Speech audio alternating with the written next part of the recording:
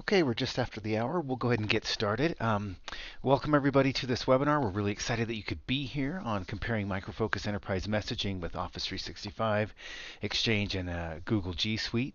My name is Q Mangus. I'm a product marketing manager here at Microfocus. We're really excited for this presentation. We have a large number of people here on the call, and that's great because we see that there's a big interest in enterprise messaging. And of course, we're joined by Michael Osterman from Osterman Research. We'll be discussing under his direction this comparison. Michael is an industry expert and is the president and founder of Osterman Research. He has over 27 years of experience in the high-tech research industry and has spent 16 of those years following specifically the messaging and collaboration industries. A couple of things just to take note of. This webinar is being recorded, so if you want to share this or review it, you'll be receiving a link shortly with the recording. Also, everybody who registered and is attending this webinar will receive a copy of the white paper that supplements this webinar as well. Another item to take note of is if you do have questions, feel free to put those through in the questions panel there in the GoToWebinar, and we'll be able to have some time at the end to address those questions. So I'll go ahead and turn the time over to Michael Osterman, and he will walk us through this presentation. Thank you so much, Michael, for being here. Well, Q, thank you so much for having me, and I appreciate everybody that's on the call with us today. Just a little bit about Osterman Research, so you know our perspective in this. We're an independent market research and consulting firm, and our focus really is on communications and collaboration. Our goal really is to understand how organizations communicate, how they collaborate, how they manage all of the systems that relate to it, like security, archiving, encryption, content management, what have you. We have a very strong emphasis on primary research. We're continually doing research with IT decision makers and influencers, really to understand the problems that organizations are experiencing. The company was founded in 2001, and we're based near Seattle.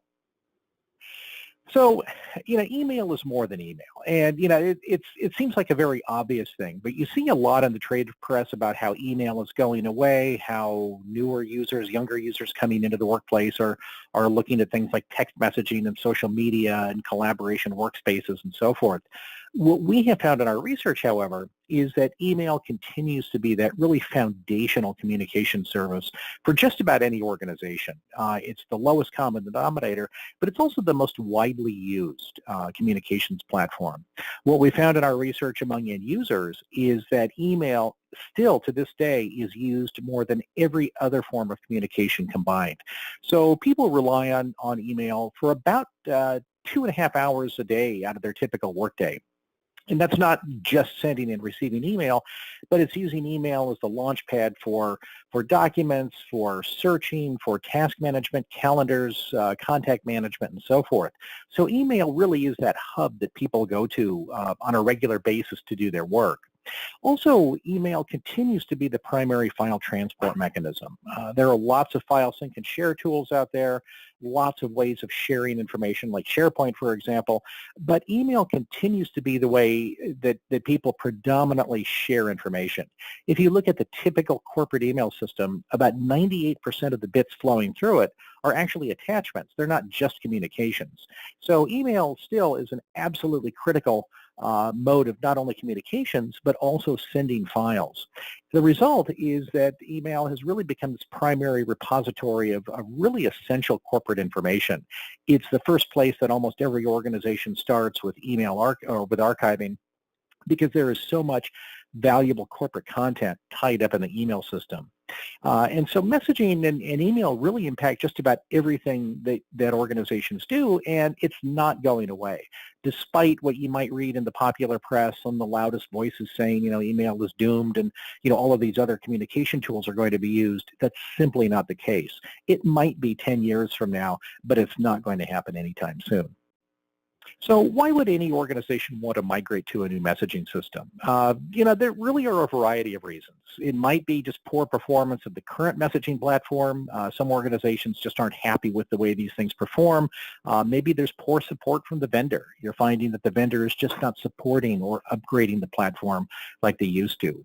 Some platforms have been canceled, so you're forced into an email migration because you're just not going to have access to the latest and greatest from that vendor anymore and continue continuing to operate a legacy platform that's no longer supported is really going to be untenable after a time in most organizations. In a few cases, vendors have gone out of business. It's not common, but it does happen. Maybe the vendor is changing its investment priorities. They're moving away from the platform that you're using, moving toward maybe the cloud. So there may be just a change in priorities, something that just doesn't fit with your organization. Maybe there's lack of a future product roadmap. That can happen in some of the lesser messaging platforms that maybe the vendor has shifted priorities and just isn't going to be doing as much with the platform as they originally thought they might. And maybe there's insufficient wider ecosystem support. You just can't integrate with a lot of the cloud-based tools or maybe even the legacy platforms that you're used to using. So, there really can be a variety of reasons and a list that goes much further than what we've presented here. But the bottom line is that the cost of migrating to a new email platform really is very high. It's an arduous thing in many cases. It can be very disruptive to an organization. And you really have to ask, is it worth the effort? In some cases it is, in some cases maybe not. So our focus today is really on 4 messaging platforms: Microfocus Enterprise Messaging, On-Premises Exchange 2016, Office 365, and Google G Suite. And our goal here is not to, basically promote one platform over another, but really just to discuss the pros and cons of each of the platforms, and really to discuss, some of the key issues that you need to consider as you maybe consider migrating to a new messaging platform, or even sticking with the one you have now. Microfocus Enterprise Messaging really represents the evolution of Groupwise. It was originally introduced back in the mid-1990s, and fundamentally, Groupwise was technology that Novell had acquired from WordPerfect. So it's a well-established and really one of the older and better known messaging platforms out there. We all know Exchange 2016 on-premise. It's been around for many, many years. Microsoft has been upgrading this continually over the years. 2016 represents the latest version of Exchange Server, again, originally introduced back in the mid-1990s. And it's a fairly mature offering. This is an arguable comment, but there's not a lot of room for subsequent innovation, in large part because Microsoft is designing it that way. They're pushing more and more of their resources into Office 365. And 365 is really the email component of Office 365, Exchange Online. It was originally introduced in mid-2011 based on Exchange 2010, and it really does now lead Exchange 2016 in capability. And again, that's by Microsoft's design. They bring features out in Office 365 before they do so in on-premises Exchange. And Microsoft really has a long history here. They actually had hosted Exchange back in the late 90s, and then introduced BPOS, and then replaced that with Office 365. And then finally, we have Gmail and Google's G Suite. It's the mail component of G Suite, and it was rebranded from Google Apps in September 2016, and again, introduced roughly 8 to 10 years ago. So again, a lot of important messaging platforms here. One thing that's important to say about Microsoft is that Microsoft is really pushing very hard on Office 365, largely because they make more money from it.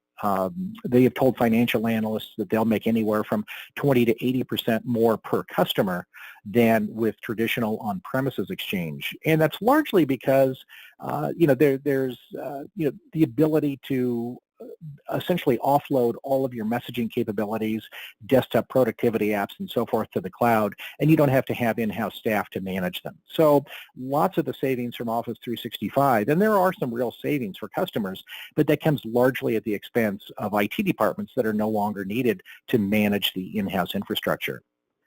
So some of the key features and functions, and we won't go through all of this. The white paper really explains this in much more detail.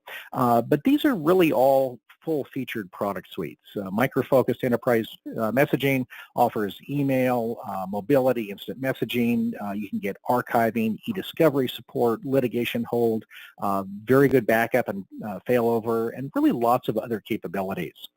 You find a lot of these same capabilities in on-premises Exchange.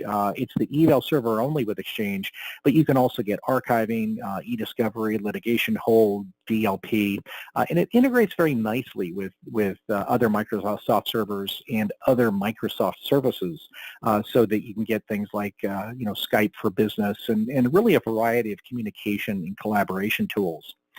Office 365, similar types of offerings, web-based email, and it also includes archiving. It's really part of a much broader Office 365 plan that gives not only rights to the Outlook client, but really a wide variety of other Microsoft services like SharePoint Online, Teams, Skype for Business, really just a lot of different capabilities. And then there's Google G Suite. Again, offers everything in the cloud, but offers email, calendar, meeting capabilities, office productivity tools. You can get archiving with G Suite. You can also get security going back to the heritage of the Postini days, and also just a wide variety of business controls.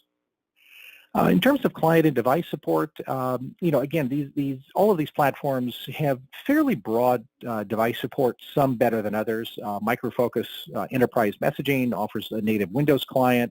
It offers browser-based access on multiple platforms, and also support for native applications on Mac and Linux, although there is no official mobile client with Microfocus Enterprise Messaging. Exchange 2016 and Office 365 have native Windows and Mac clients. There's browser-based access on multiple platforms with both of these offerings, and there are official mobile clients from Microsoft for both of these.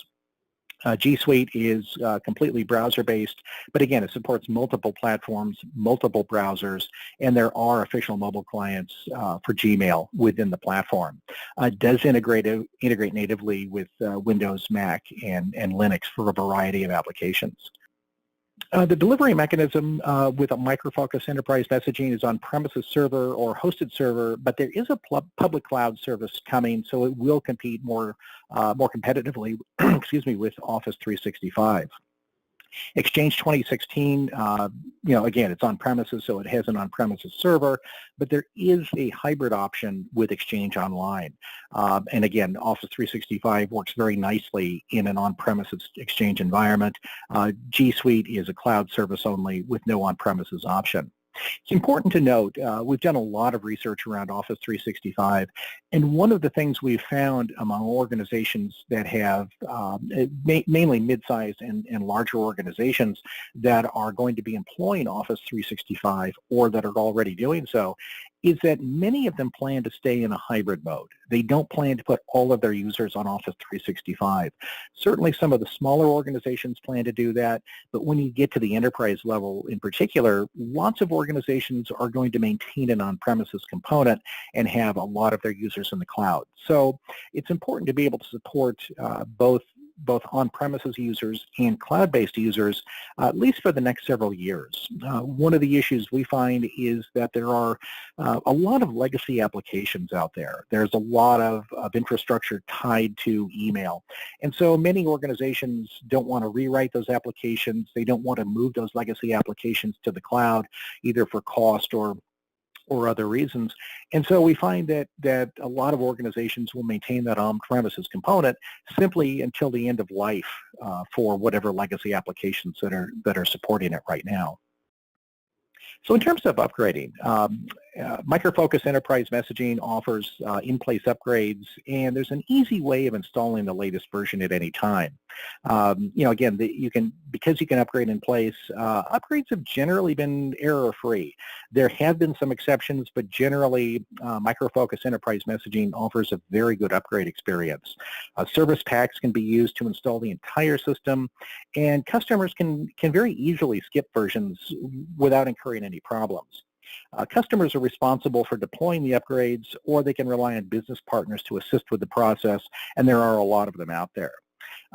With Exchange on premises, upgrading from one version of Exchange to the next traditionally has been sort of a complicated, very complex process, and it tends to be very expensive for customers. And that's one of the reasons that a lot of Exchange customers will skip versions. They'll go from 2010 to 2013 to 2016. We even find in our research some organizations are still using Exchange 2007 and haven't upgraded yet. And part of the reason for that is that the cost of upgrading Exchange can be several $100s, in some cases more than $500 per seat. And lots of organizations don't want to incur that cost. And that's one of the reasons that Microsoft is pushing hard on the cloud through Office 365, because they really want to be able to it's not fair to say force people to upgrade, but you can't really skip an upgrade with Office 365 like you can with on-premises Exchange. And so Microsoft benefits and organizations themselves benefit because they get the latest and greatest, but it is a very difficult and arduous process in many cases to do that upgrade. Google G Suite, upgrades really aren't an issue because Google continually refines and upgrades Gmail and the entire G Suite experience, just like Office 365, provides that continual upgrading experience for users without having to go through an upgrade cycle per se. In terms of archiving and e-discovery, all of these platforms offer an archiving component.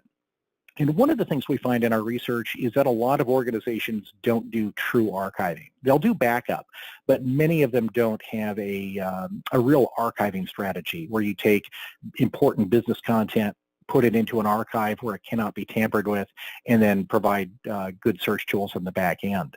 Microfocus Enterprise Messaging does offer a unified archiving solution for email, mobile, social media. They have very good e-discovery tools, very good litigation hold support, and it's really a very comprehensive solution that goes well beyond any Microfocus applications. There's lots of different types of content from different vendors that you can integrate into the archiving platform with Microfocus. Microsoft also offers both on-premises and cloud-based archiving, but it tends to be a little bit more Microsoft-centric. They tend to focus on archiving of their own applications, their own content, as opposed to that from other vendors. Now, that's not to say you can't integrate other content into a Microsoft archive, but it's not as easy as what you'll find with Microfocus or with other platform vendors. Also, there are some issues with Microsoft in the context of archiving even their own content. For example, Exchange Online Archiving doesn't archive all types of Microsoft content.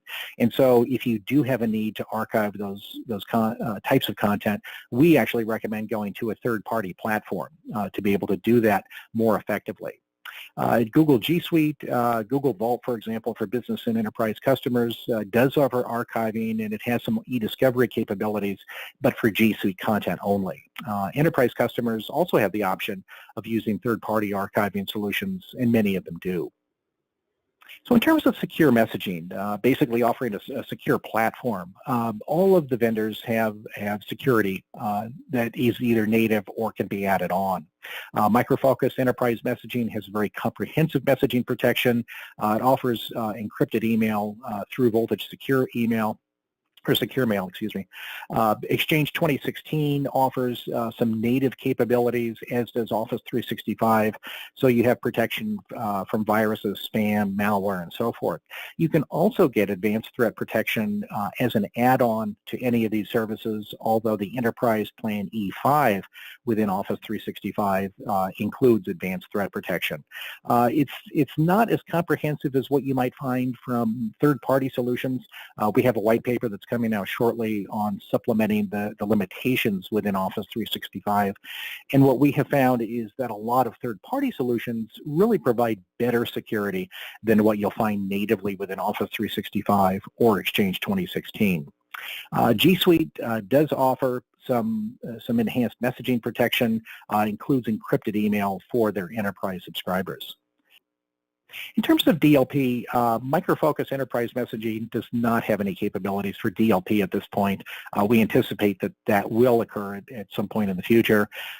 With Exchange 2016, DLP capabilities are available using Exchange transport rules as defined in the Exchange Admin Center. With Office 365, you do have some DLP capabilities for Exchange Online. There are also some unified policies for Exchange Online, OneDrive for Business, SharePoint Online, and so forth. There are some limitations in the DLP capabilities for Office 365 that we go into in that paper I just mentioned. but they do offer, at least some level of DLP, and it's an important consideration for any organization, particularly as we get closer to implementation of things like the European Union's General Data Protection Regulation, or GDPR. There are going to be some very critical requirements for protecting customer data, for protecting the data of EU residents, and so DLP is going to factor significantly into that. You're going to have some very robust capabilities to be able to protect against data being sent to European residents, or their data being somehow sent out or processed in an inappropriate manner. With Google G Suite, DLP is available in G Suite Enterprise, but also for Google Drive and Gmail, and they also have OCR for scanned images. So in terms of the future roadmap, these vary a little bit. With Microsoft Enterprise Messaging, there really is a reignited future for Groupwise. Groupwise, to be frank, languished for a while. There were, some issues with the corporate management of Groupwise and so forth, but it really has been sort of re-energized, if you will, with new product releases due that we're due in 2017. And it's also, Microfocus is also working pretty well toward a well-integrated suite of offerings. So, certainly it's worthy of consideration again, whereas we probably wouldn't have said that a couple of years ago. It definitely is today. And organizations should take a very serious look at what Microfocus is doing with Groupwise and the entire product suite. Microsoft Exchange 2016 has somewhat of an unclear future, largely because Microsoft is putting lots of its resources into the cloud, and that doesn't mean that it's abandoning Exchange, but it does mean that certainly emphasis is going to be given to Office 365 and other cloud-based offerings in the future. Does it have a future? I would say so. There's probably going to be an Exchange 2019, I'm guessing, but it's going to, that's still an open question mark for a lot of organizations. Certainly Office 365 is going to continue to be enhanced. It has a very strong roadmap, and it's really the fundamental strategic initiative for Microsoft moving forward. Also maintains a public list of current and near-term improvements, and one of the things you'll find with Office 365 is that those features change on a continual basis, and it's difficult in many cases for decision makers to know exactly what's current and what's not.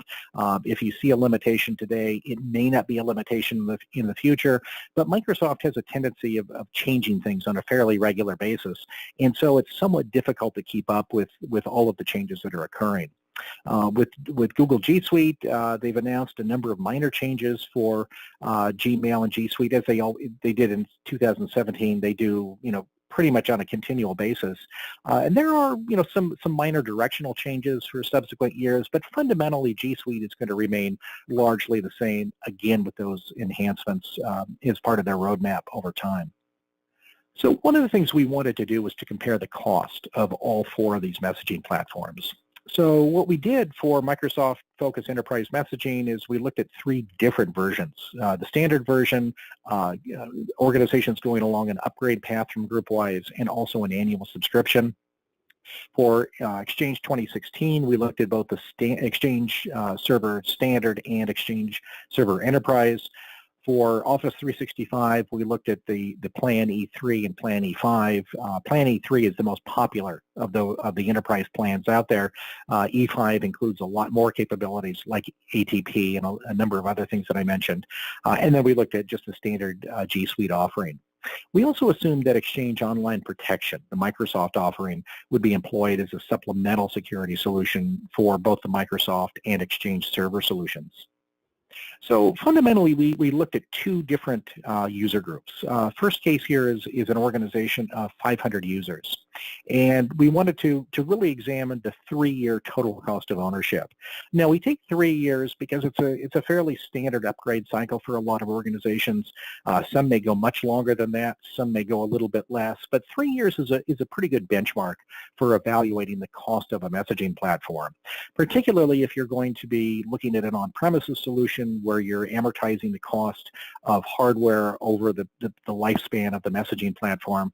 And certainly if you look at things like Exchange Server and you go with a 4 or 5 or 6 year life cycle, then obviously your cost is going to be lower. But again, we looked here at 3 years. What we found is that G Suite is the least expensive solution of those we evaluated, and we used list pricing for all of this. There are obviously discounts that apply for all of these platforms, but because those can vary so much on a customer by customer basis, we wanted to have a more defensible cost model, and so we chose to use list pricing. We also found that after G Suite, Microfocus Enterprise Messaging was significantly less expensive than on-premises Exchange or Office 365. And in the white paper, you can get into the weeds here of all of the different costs that we used in terms of hardware, what hardware platforms we used, the individual software costs, and so forth. But fundamentally, Microfocus Enterprise Messaging was significantly less expensive than Exchange Server 2016, either the standard or the enterprise versions, and it was much less expensive than either the E3 or E5 plan under Office 365. We also did the analysis for 2,000 users, and again, we found the same relative costs for all of these. Obviously, the cost would be higher since we had 4 times the number of users, but we still found that Google G Suite was the least expensive solution of those that we evaluated. Again, Microfocus Enterprise Messaging came in as much less expensive than either of the Microsoft systems, either on-premises or Office 365. And so we also wanted to break this down into a monthly cost per user. And again, this is over a 3-year period. If you look at the list price of Plan E3, for example, it's $20 per user per month. Plan E5 with Office 365 is $35 per user per month. And so all of the other messaging platforms, including Exchange Server, were generally much less expensive. Certainly Google G Suite at $50 per seat per month came in as the least expensive, but among the other platforms, Microfocus Enterprise Messaging for the standard version, the upgrade, as well as the subscription, all came in at substantially lower cost than either of the Microsoft offerings. So in summary, Google G Suite was really the least expensive option of all of those that evaluated, but Microfocus Enterprise Messaging was significantly less expensive than either of the Microsoft offerings. And fundamentally, the choice of a messaging platform is going to be really critical to any organization. Again, because users spend so much of their time there, and because migrating from one platform to another can be fairly disruptive, there are cases, however, where it certainly makes sense to do that. If you're on Microsoft today or G Suite or whatever the platform is, it does make sense to reevaluate your decision periodically. We would recommend every 2 to 3 years, really to see if you're on the right path and to check if the vendor's roadmap still aligns with your priorities over the long term. Again, it's a disruptive exercise to move from one platform to another, but we do recommend it where it makes sense to do that. Again, it's not a decision to be taken lightly, but there are really a number of good reasons to do it. Okay, next slide contains our contact information, and before we get into the Q&A section, I'd like to hand things over to Q. Q, the floor is yours. Great, thanks, Michael. Great information. There are a number of questions that have been brought up, so we're going to hit on those now.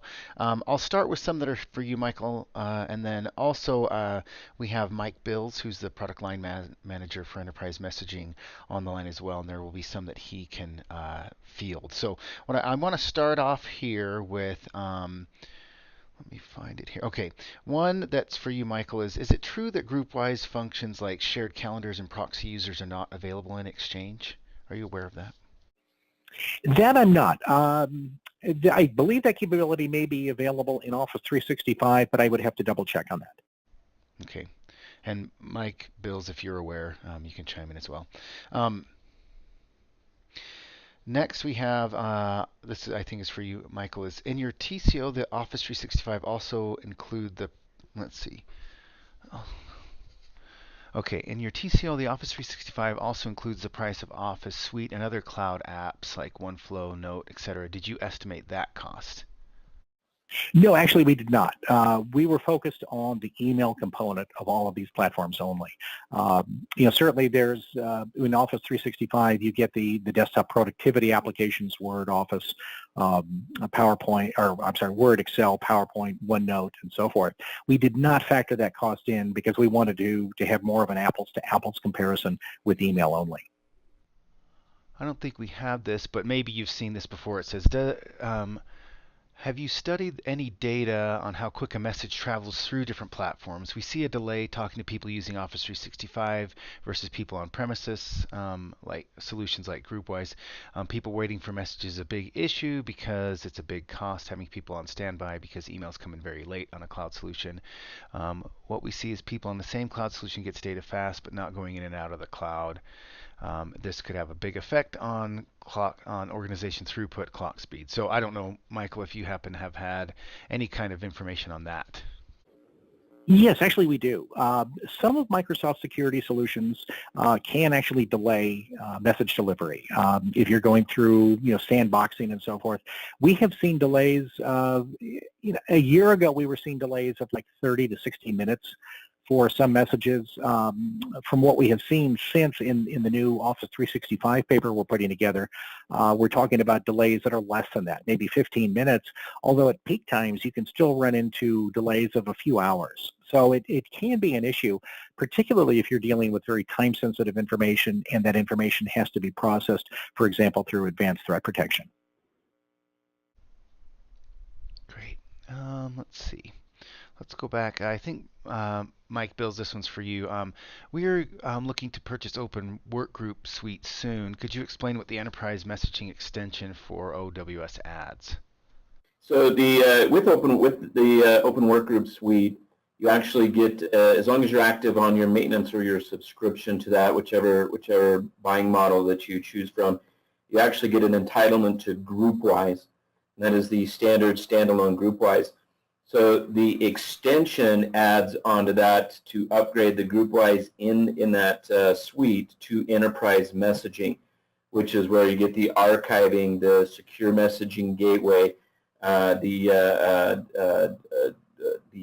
Teamworks product, all of the things that are enterprise messaging onto that. So you do pay an upgrade fee. That's a one-time upgrade fee to upgrade your licenses from the entitled portion of Groupwise to enterprise messaging.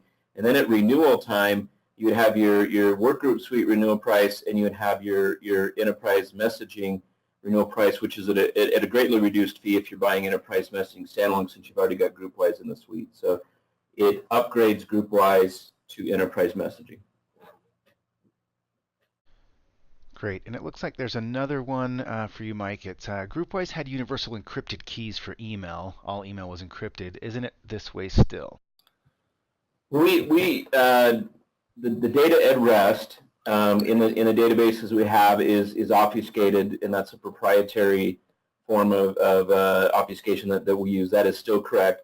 And then we also, data in transport in Groupwise is encrypted between the agents, and you have some customization options that you can do in that. We have some default, which is SSL options in there. So the bottom line is yes, data we do encrypt.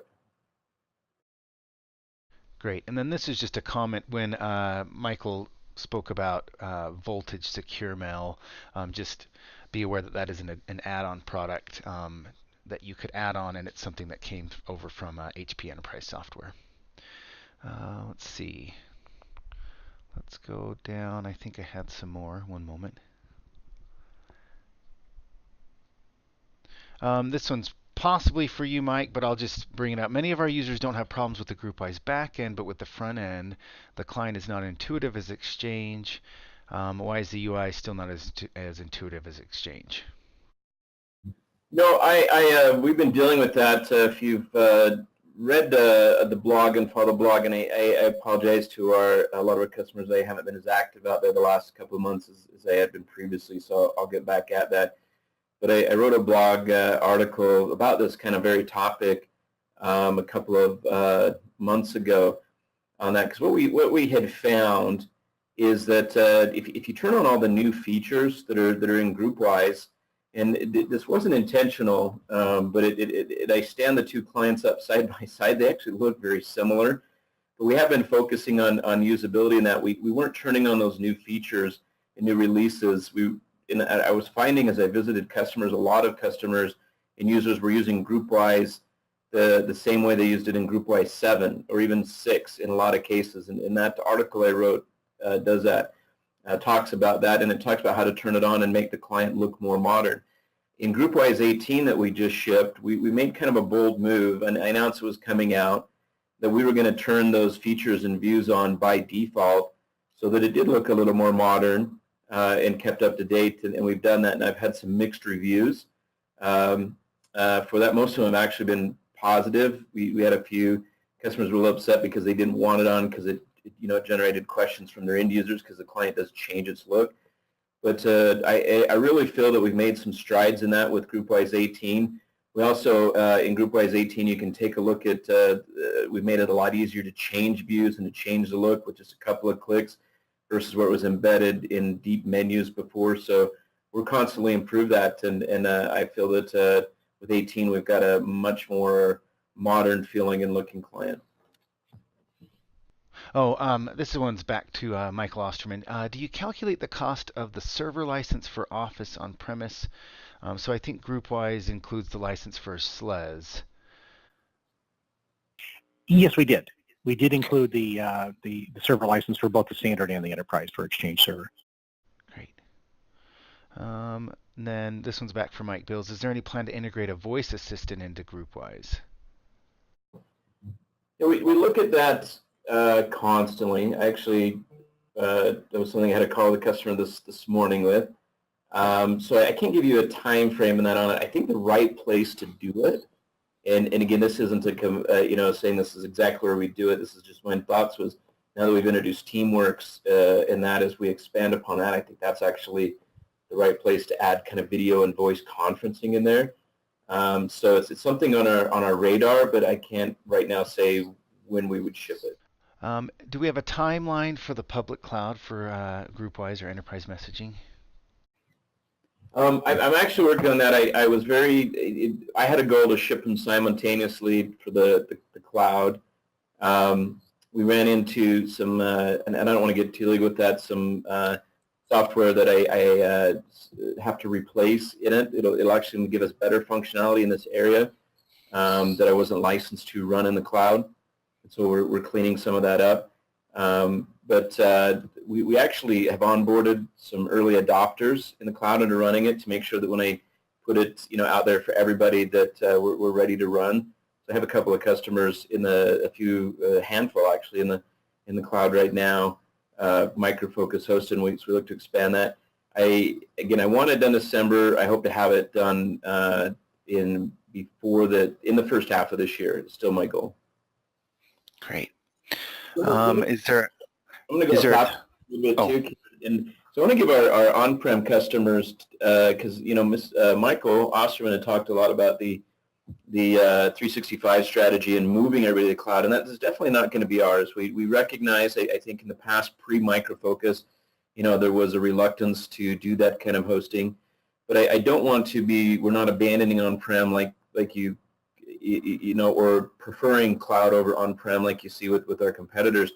One of the things that as we're architecting to be more efficient in the cloud is making sure that you can take that same architecture and deploy it in your private cloud, whether that's in your own infrastructure or you go out and buy private cloud services from somebody, say like Amazon, and it's the same. So you would get the same experience hosting it yourself or managing it yourself on-prem if you wanted to go that route versus a public, hosting directly from Microfocus, which some may prefer. So we don't want to push one over the other. We're trying to make it so that we can provide both and have it just as advantageous for you as it is for us. Just a comment, apparently, going back to the total cost of ownership. There was just a comment here. Oh, just lost it. Hold on. Let me go back to it. It's a lot of questions. Thanks, everybody. When the question comes through, it knocks down. It moves where I was. So, okay, I got it now. Just a comment really quick, Michael, is just comparing apples to apples, you should include the price of Office Standard, which everybody needs. Otherwise, the comparison is not correct. If you do not include Office in the price, then Outlook is included. So I guess that's just a comment there to possibly include the price of Office Standard too. Okay, yeah, that is a good point.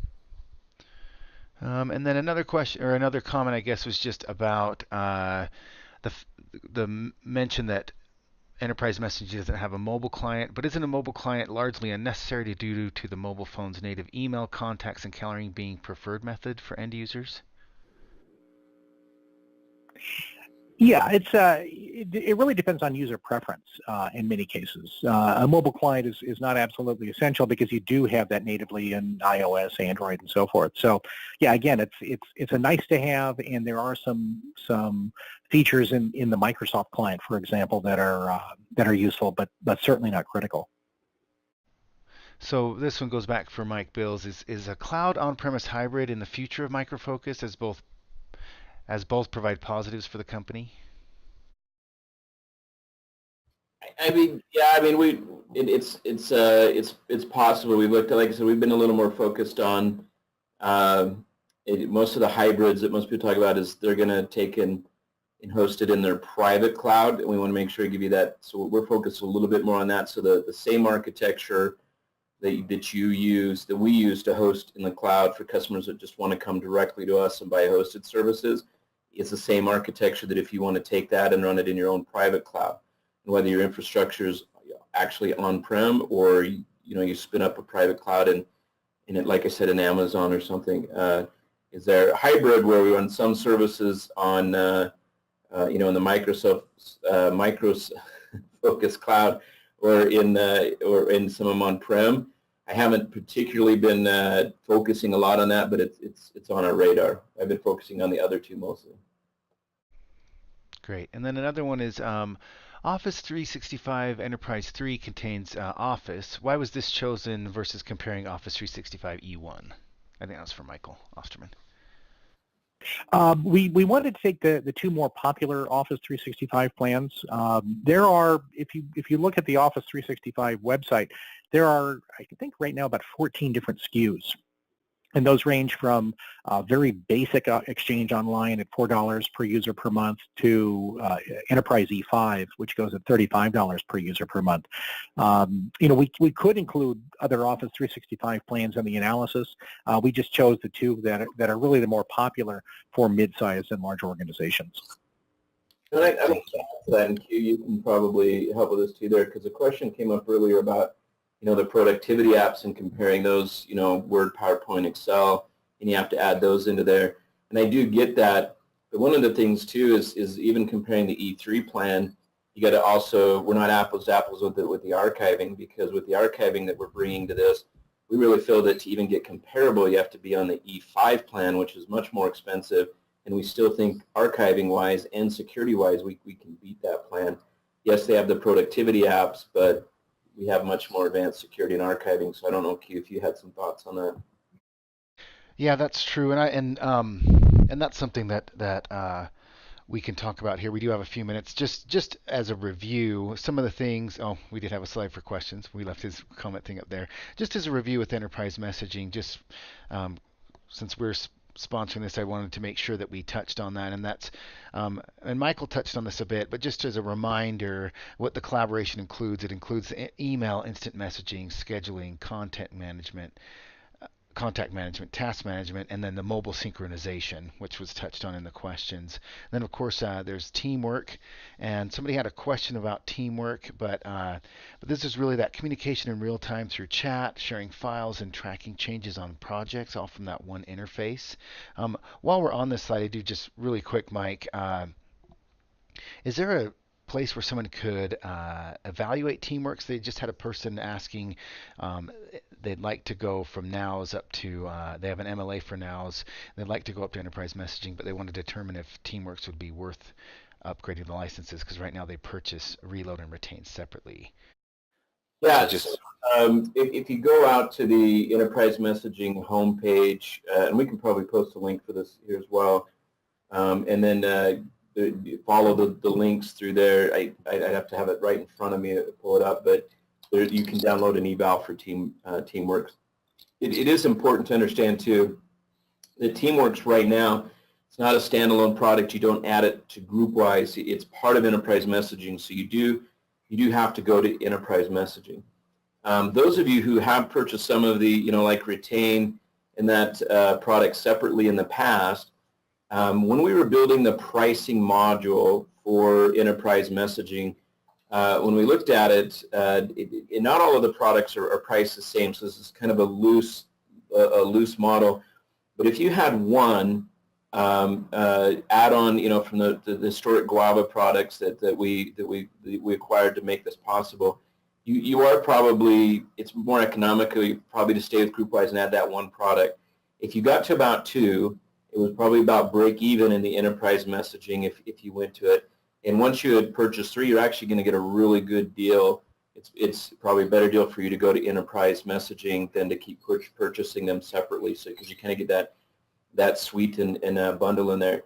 It's also important to note that when you do upgrade from Groupwise, and whether you have zero or many of the Guava products that we put into the suite to go to enterprise messaging, you actually effectively will retire all of your Groupwise licenses, all of your retain licenses, all of your other products make up the suite licenses, and you'll get a new enterprise messaging license which covers all of the components, and then you have one renewal for all of those. If you have prepaid renewals, and we have customers that have done 3 years of renewals, and that money will be figured out and prorated in your upgrade as well, so it can help you reduce the cost of going through the upgrade. So keep those things in mind. Thank you. And then just as a reminder, as Mike Bills touched on, and as you're making the decision to either upgrade to enterprise messaging or as you're evaluating, just remember that this is something, and Michael Osterman touched on this as well, is to remember is the different functionality, because the archiving piece, which was retained, came over from the Guava acquisition, as part of enterprise messaging, email archiving is included, and it is a powerful archiving solution that ties directly to Groupwise, includes built-in e-discovery tools so that you can quickly and easily access the archive and search that. It helps with compliance, regulatory compliance, by being able to ensure that you can archive and get to the data quickly. And really, the search and e-discovery functionality in Retain, in that archiving piece for enterprise messaging,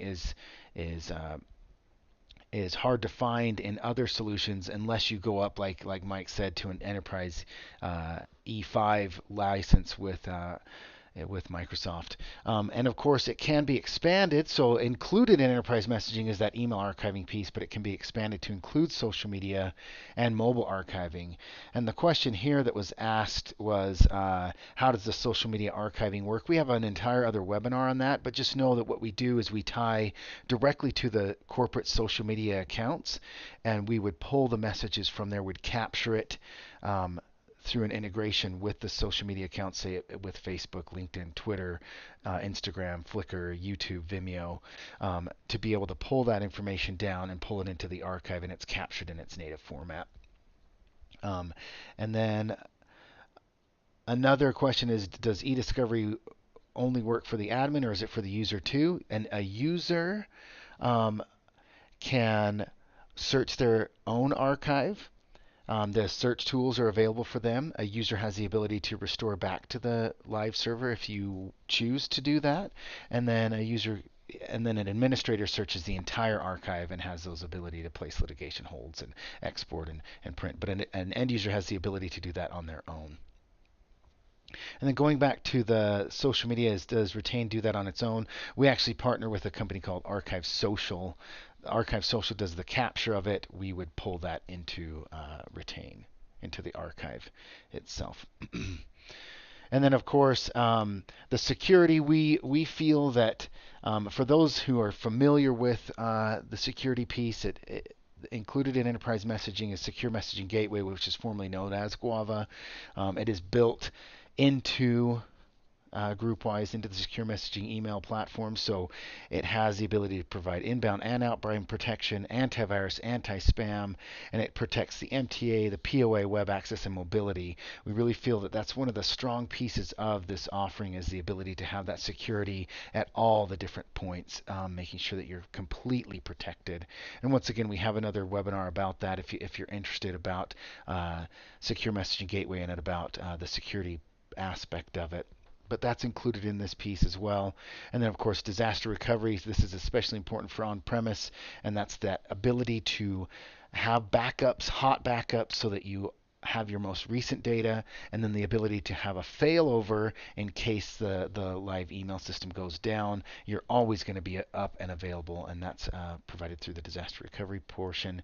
And then there's additional monitoring, reporting. Sorry, I know we're up against the hour, so I'll hurry and get through this. Mailbox managing, and of course auditing and oversight, all included in that offering. And as was stated, it can be on-premise or in the cloud. I wanted to get here just so you can be able to visit that site. I also put it through in the chat. Okay, so let's go. There's a few more questions. We have about 7 minutes here.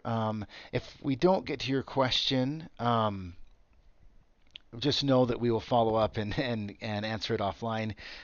So let's see.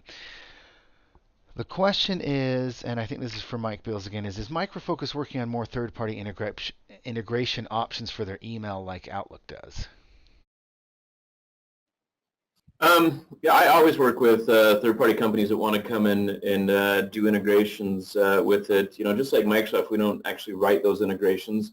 We have all the APIs available. We've tried to build on top of REST and SOAP, third-party applications can come in and integrate into it. That's what Guava was doing with all of theirs, and then we just acquired them. So I wanted to own as much of the stack as we could, and that's really what we have done there. And you see Microsoft and Google doing the same thing as well. So it's there, and we work with them, but I have been more focused initially right now on completing this stack, and there's a lot more integration work that we need to do to make this experience in enterprise messaging better, because I like to think of this as a single product. Right now it really is a suite of products together, and I'd like to bring them closer and closer together, so that's where most of our engineering efforts are focused on right now. Great. Another one is, I know you can use Outlook as a front end for a Groupwise backend. We have Outlook 2016. Are there limitations with Groupwise 18 as a backend, or is it seamless? Well, there are limitations. You have to understand that integration is over ActiveSync. So the Outlook desktop client supports ActiveSync protocol. That's a Microsoft protocol, and that's how we integrate with it. Because when Outlook talks to Exchange or Office 365, which is really Exchange on the back end, it uses its own proprietary protocol that they don't publish and we can't get into. So and there are only certain things that the Outlook client will do over the ActiveSync protocol. It doesn't do everything. For power users that are doing a lot of shared folders and proxying, that's not exposed to the ActiveSync protocol. That's not going to be there. For users that are doing mostly email, address book, and calendaring items, which is a bulk of your users, it'll work great. Okay, and Michael, this might be for you or even for Mike, just whoever can answer this one is, who would I be able to contact about the shared calendars and proxy users not supposedly being available in Exchange, Office 365, or G Suite? You can send me an email if you'd like, and we'll investigate that, and we'll get back to you very quickly. My email address is michael@ostermanresearch.com. Let's see, is there any plans to integrate with Cisco Jabber, i.e. calendar or contact integration? Not at this time. We've looked at the protocols and they have, but we haven't done it, so I don't have plans right now. Oh, here's one. Is there a DLP on the roadmap? We've been looking at doing some of that in the secure messaging gateway.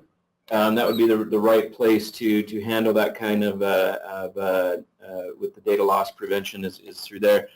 I call more on radar than roadmap.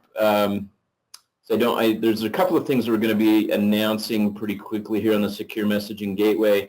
I think our customer base will like a little bit. That's going to be a little heavy on us, but it'll be very beneficial for you. So I'm not ready to call it on here, but there's some exciting things happening in the secure messaging gateway up front, and then once we get that done, we come back and take a look at DLP again. Great. Let's see. Will Messenger 18 support images and files in the future? Right now, I think we're going to get that in 18.1. So I haven't put out, because I'm finalizing roadmap and for 18.1, and we've got engineering working on sizing estimates so I can know when I can ship it. So I'm giving you a little bit of advance here. But that's a top topic. I'd like to see that in 18.1, and I'd like to see 18.1 in the second half of 2018.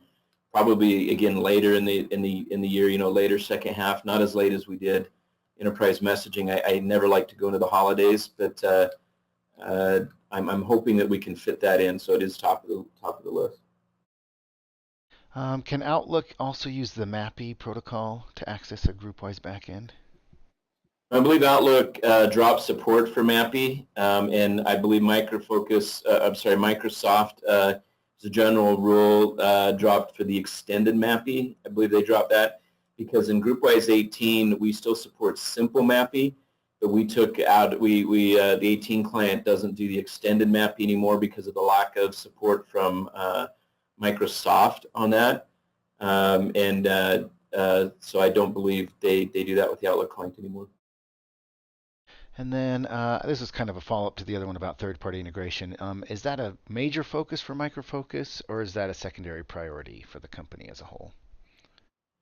Yeah, we work with vendors in that. I got to be honest. A lot of vendors aren't writing in the collaboration space. Some of the vendors that I've worked with on and integrating directly with that are also pulling out of the work they're doing on the Microsoft side as well, because Microsoft tends to either buy a vendor in that area and cut everybody out, or build it themselves, like they did with their team chat, their teaming the application. So it's our conversation. I wouldn't say it's a secondary focus, but it's a lot more difficult than it might seem. So we do focus more on doing what we can deliver directly, and that's one of the reasons we acquired Guava. Great. That looks like all the questions, and we are at the hour. So I'd like to thank Michael Osterman for being here and for the information presented, and just remind everybody that you will be receiving the white paper that goes along with this. And thank you, Mike Bills, for being here as well, and hope to see you on the next webinar. Thanks, everybody.